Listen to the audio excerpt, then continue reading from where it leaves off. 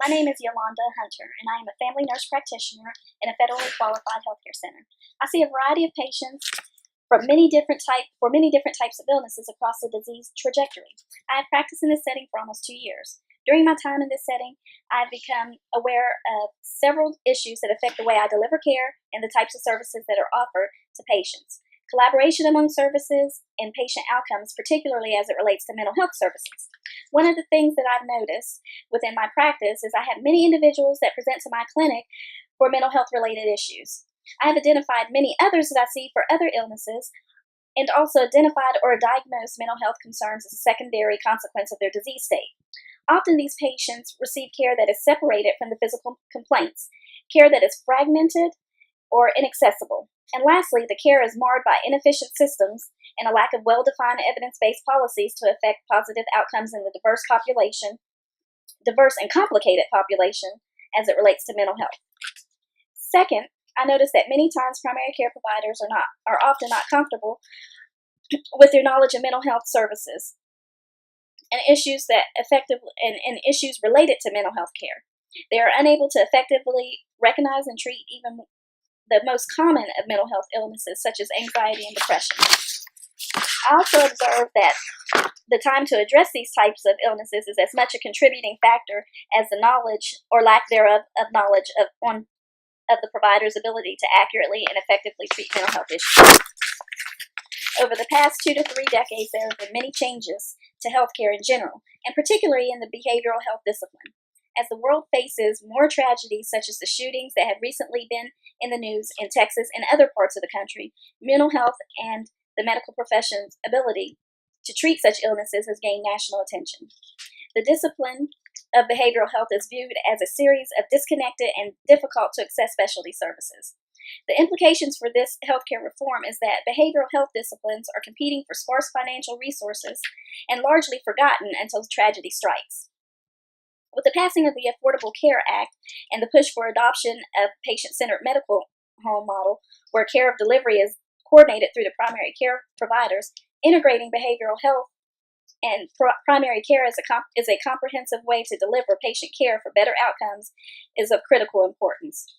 However, policy reform and implementation have been rife with challenges on how best to seamlessly integrate the two fields of medicine that often see themselves as different and separate entities. However, behavioral health stakeholders from a variety of disciplines, to include social work, counseling, psychology, and psychiatry, have the opportunity to be connected to national healthcare policy through legislation such as the Patient Affordable Care Act, 2, state and local and federal policies for medicine and behavioral health billing, and 3, mental health uniformity legislation. These policy changes can better position the behavioral health field to advance beyond a specialty line of care and become more fluently integrated across healthcare systems. The reason why integrated behavioral health and primary care has not been fully embraced is multifactorial. One such factor is the ability to be able to engage stakeholders and build a case for project implementation. Who are the stakeholders?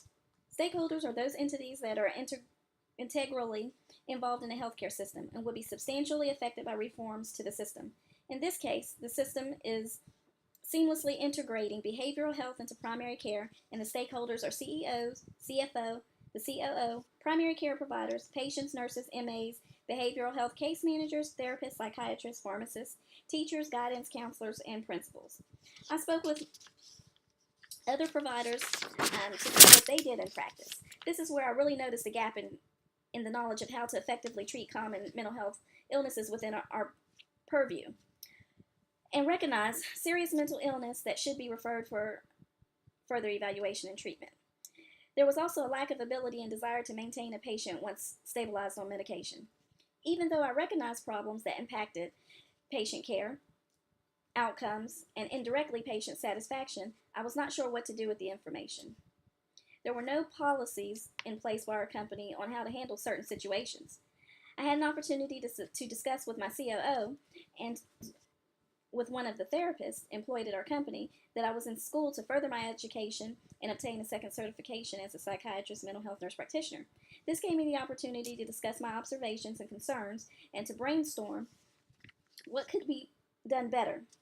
They both were very engaged and, fortunately for me and our patients, very willing to entertain thoughts on how to make things better for our patients and our school based population. One of the things that got me very excited is that working in a federally qualified healthcare center means that grants are available for a variety of services and endeavors. The therapist was very much on board with the brainstorming ideas for seamless integration of behavioral health into our primary care setting and into our schools. As I was conducting research for my class at Brandman, I have come across an appreciable body of research by organizational theorists applicable to the service integration with regard to behavioral health integration. This literature is aimed at internal and external plans to improve quality measures such as access, effectiveness, timeliness, and patient-centeredness, thereby improving outcomes. When thinking of a conceptual framework, I need to think about the population I serve. I work in a rural federally qualified health center that has concerns uniquely tied to rural communities. I looked at structural factors of my work environment in which the project implementation will take place, taking into account the culture of the organization, our overall mission, engagement of leadership, and buy-in of my colleagues. Secondly, I observed the characteristics of my organization, which patients will benefit the most, which type of model would likely fit within the organization, a collaboration model or an integrative model within primary care. Lastly, I think about the effects of this endeavor. How comprehensive can we make it? Will it provide a quality service? And how will it affect the bottom line? Incidentally, these are all questions my bosses had as well. When I first approached my employer with the idea of implementing a project within my workplace, I had to be convincing in my argument on why this would be a good fit for our organization. I had facts, figures, statistics, which are all very much needed and should be considered in the overall context of completeness. Facts and figures such as about 42.5 million American adults have a mental illness. 9.3 million adults of this population experience serious mental illness. There is increasing scrutiny of the ability of America's health system's ability to care for people with mental illness. About 4 million people with mental illness will be uninsured in states with not expanding Medicaid. Mental and physical problems are connected. The treatment gap between the prevalence of mental illness and those that are actually treated. Primary care setting for mental health services can enhance care and may reduce stigma and discrimination. Treating common mental health illnesses in primary care is cost effective and to the clinic cost effective to the clinic and economy as a whole. Studies show integrative care works and it produces better outcomes. However, my employer really only wanted to know how this will affect the bottom line, so my argument was really straightforward and simple. Many of my patients and patients of the other providers like to have their concerns taken care of without having to choose or go to several different locations. The clinic is in a small community, which has a very unique characteristic in that once the patient builds trust and rapport with someone, they tend to want to not let outsiders in. They want to stay with the provider they started with. If the care is more inclusive and the patient can see one provider that can coordinate or oversee all of their needs, they're satisfied, and you have a loyal customer for life. Another characteristic of a small community is everyone knows everyone else, and people talk. If the patient is satisfied with their care and their services offered at the clinic, they tell others, which brings in more business and increases the bottom line. My employer was very happy with this argument. In order to have successful implementation of this project, stakeholders need to be completely engaged, supportive, willing to embrace change.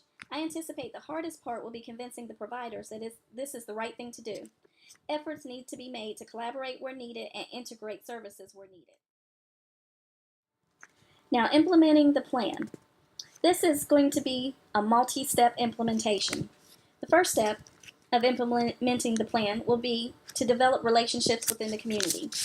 Next, we need to find resources that are already available within our organization that won't necessarily cost the company money. We need to look at, we already have a therapist, clinical expert, liaisons, case managers, things or people that are already within our organization that can fill a need. Next, becoming knowledgeable about billing and reimbursement, which additional services relating to mental health care can providers appropriately bill. Which providers within an integrative service will bill for which services. Lastly, training staff and providers so they become knowledgeable and confident in the level of care they provide to our population.